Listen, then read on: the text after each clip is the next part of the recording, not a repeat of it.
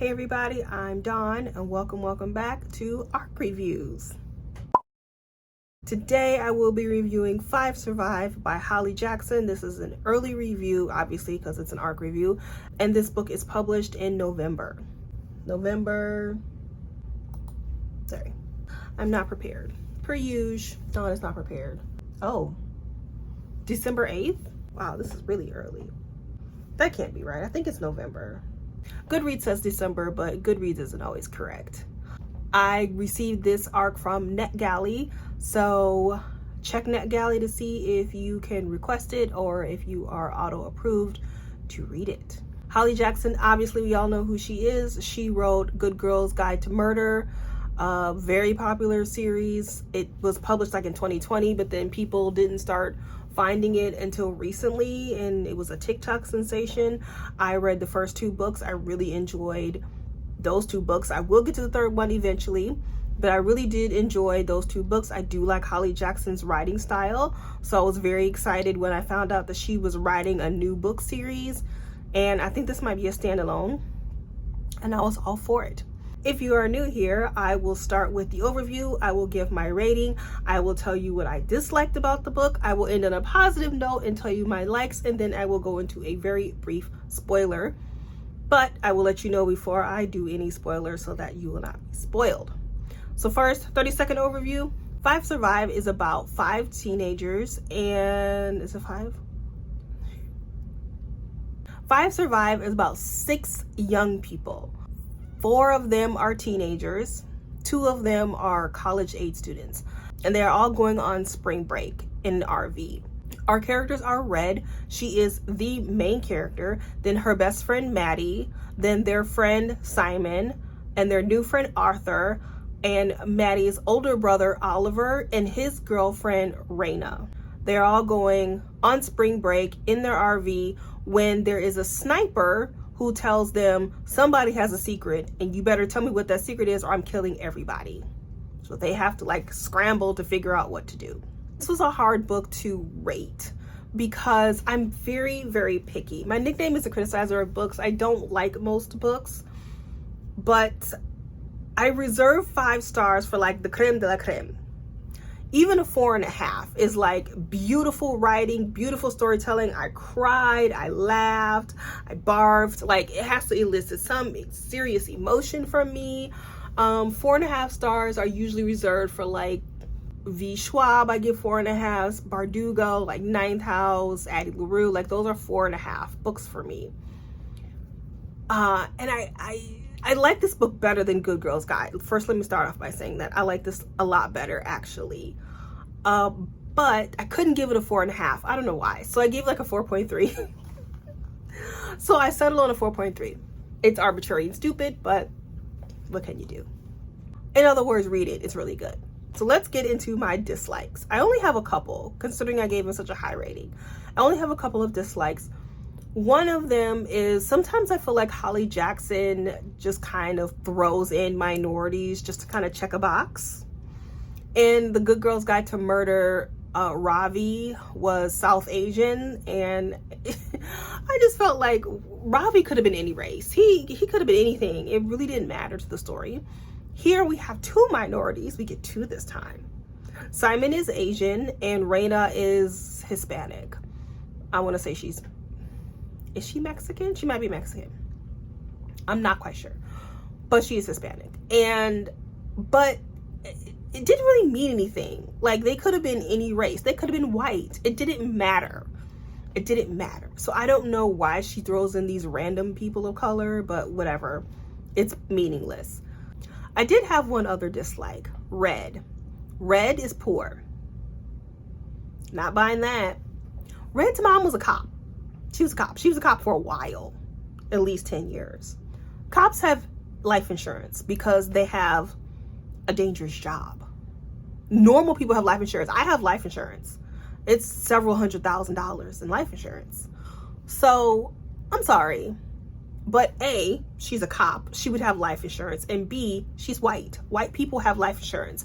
That's one thing that white people do that a lot of minorities don't, like Black people, because I'm Black and I know this, but Black people do not have life insurance, and it doesn't cost that much. It's like $20 a month.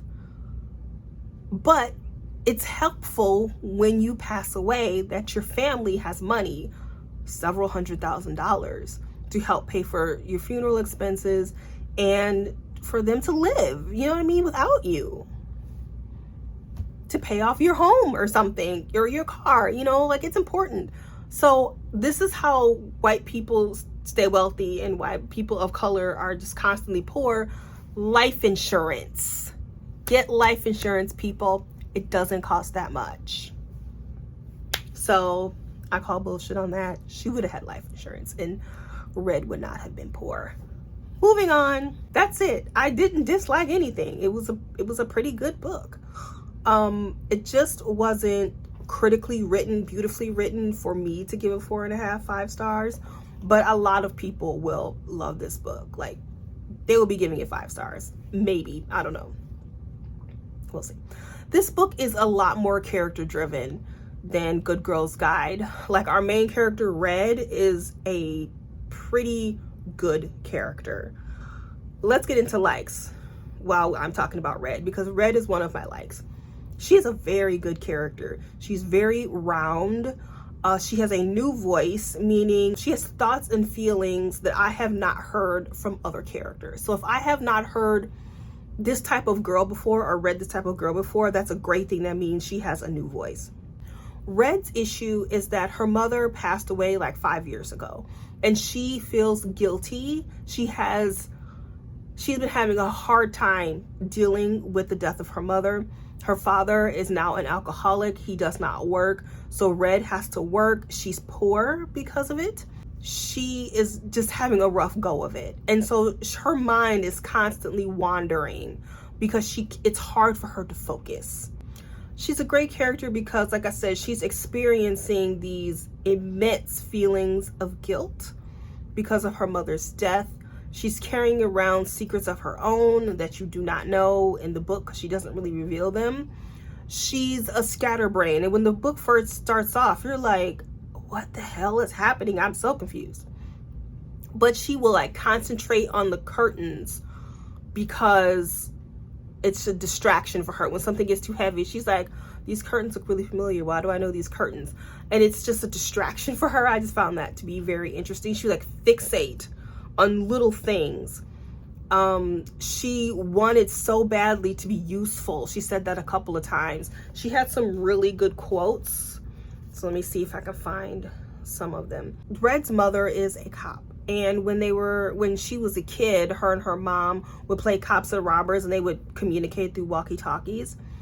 And when Red's mom died, she would take apart walkie-talkies because that's one great memory she had of her mother. And so she was fixating on this walkie-talkie, and she would take it apart and put it back together and hoping to fix something. And so at one point in the book, they have a walkie-talkie to communicate with the sniper, and it breaks. And she says, you couldn't do that with dead moms though, rebuild them. They stayed gone. So this is after the walkie-talkie breaks. So I thought that was a really good line. This is another really good quote. And remember, Red is kind of a scatterbrain. She's not dealing with her grief well. And she says, no one else could hear her except her. And yes, she must have finally lost her mind, like she lost everything else. Retrace your steps, Red. When did you last see your mind? Like, oh my God. That's such a great line. I just love that. I love that line. So Red, once again, new voice. I love it when I read a new character. I thought she was fantastic. The next thing I liked about this book, I really liked about this book, is Oliver. Oliver is Maddie's brother. And remember, Maddie is Red's best friend. Oliver is a law student, and he is a douche. At first, you're like, oh, he's a nice older brother, because their mom was like, I need you to take Maddie and her friends on this RV because I don't trust them. You know, I want them to be safe. You're an older brother. I understand how that is. I have an older brother. He used to come with me all the time to stuff. And so he is there with his girlfriend to like make sure everything is okay. And at first he comes across as, you know, helpful and everything. But then it slowly kind of becomes Lord of the Flies, where they're stranded. They have someone trying to kill them, and he takes over, logically, because he's the adult. But he is a horrible person. He's a horrible person. So I'll give you an example. So he admires his mother. His mother is an attorney, and she's trying to become the district attorney, or the assistant DA, or the DA or something. It's an elected position. It's a huge position. And he just like talks about his mother with reverence. He loves his mother because she is somebody. And that is what he values. Someone who is useful. Meanwhile, you have you have Red, who does not feel useful. She's a klutz. She's a scatterbrain. And he does not like her. He just treats her like crap. And she knows it. And even though he's a douche, he's a horrible person, everybody in that freaking RV is doing everything they can to appease him, to make him like them, for him to give them some sort of praise. Why do we do that? Why do we look for the asshole in the room to accept us and to like us? But the way that Holly Jackson wrote this character, I was just like, oh my God, this guy, he was great. And the way he evolved into starting off as okay, and then you slowly see some red flags. You're like, ooh, that's a little red flag.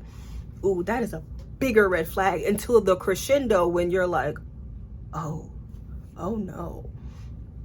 Uh-oh. And the way she did it was fantastic. One thing, so hi, I'm Dawn. I'm a librarian. I'm a teen librarian, and I consider myself to be a critical reader because I am the type of reader who so when I read for enjoyment, I am looking for, like I said, voice. I like reading about a new type of person. I like hearing a new voice. I'm also looking for themes and symbols and metaphors, because to me, that is good writing. And anytime you have a book where you can pick out symbols and discuss them, what does that deer mean across when she keeps seeing the deer? It means something. That's what I mean by symbols and metaphors. Like, you need to have those type of things. You also need themes. I already talked about Red and how she feels guilty for her mother dying. She's not the only character that has guilt. So that is a major theme in the book. And one thing I like when books do is when their themes are not on the nose, meaning, hey, guilt, I feel guilty. Yes, this book does that, but there are plenty of other themes where the author is not like, hey, this is a theme, pay attention. It's for the reader to discover on their own. I love when authors do that, and this author did that. One of the things that she does in her book very well is symbols, use of symbols. Red is one fantastic symbol. The main character is named Red, but she's also talking about blood, because, people are being shot and they bleed. And so red is the color of blood. Blood is bad. The sniper, the dot that comes from sniper guns is a red dot. That's a bad thing. So the color red is a huge symbol in this book. Also, static.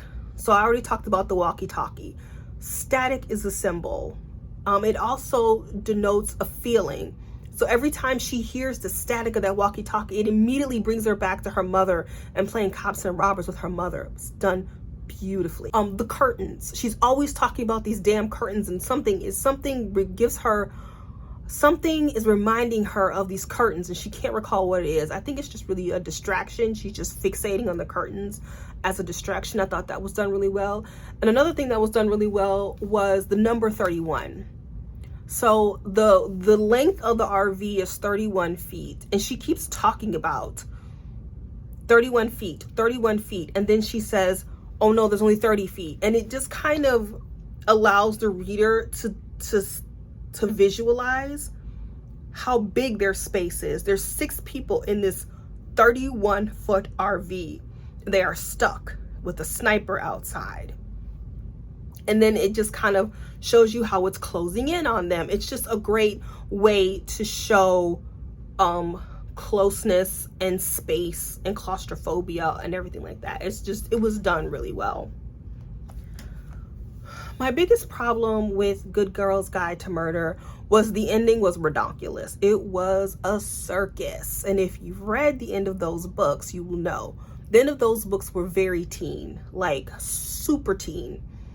Like it was just like really quick, very plot driven, just bam, bam, bam, bam, bam, this happens, and she's being dragged from here, and they're getting a gun in their face here, and oh my God, like it's just a lot of stuff happening all at once, which it happens here too, that's fine, but it was a little cheesy in Good Girl's Guide, where here it was a little bit more sophisticated.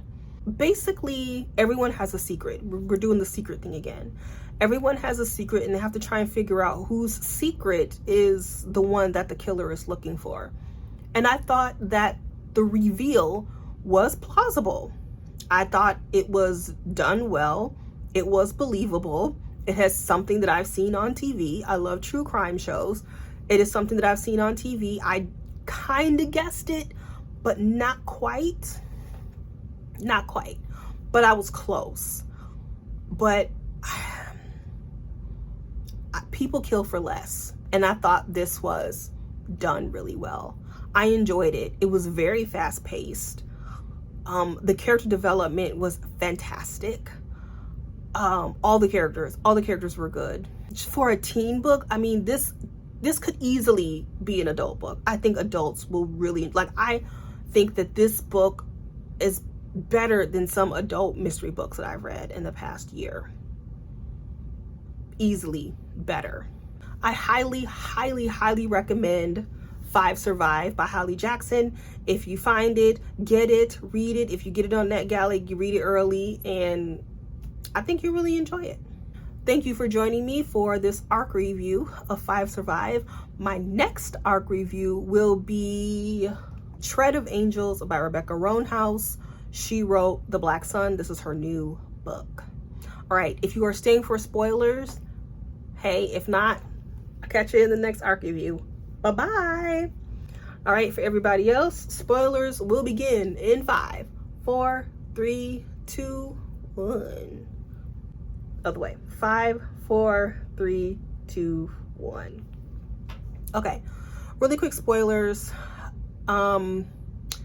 So I kind of knew it was something to do with Oliver and Maddie's mom, because he told this whole story. Like, why would he tell this whole story about this mob boss and everything? I didn't see that it was Arthur. Arthur? I can't say that word. I didn't see that it was Arthur. Obviously, he's the new guy. I'm like, oh man. It was Arthur. He was the son. I didn't see that coming. I thought that was done really well. What I kind of guessed was that the mom, Red's mom, was a cop and Maddie's mom was a lawyer, which means they're in the same field. And that Red's mom died and that Red heard a doorbell, but she wasn't at home. So I was like, okay, something's fishy there. Something's not right. Something's going on. And I'm like, I think her best friend killed her. I think Maddie's mom killed her because she knew too much. And she was like, I'm going to tell if you don't, you know, and she just killed her off, which is devastating. Like I said, I watch a lot of true crime, and that is real life. That is something, even friends have killed lifelong friends over money, power. It's sad. So it's totally believable.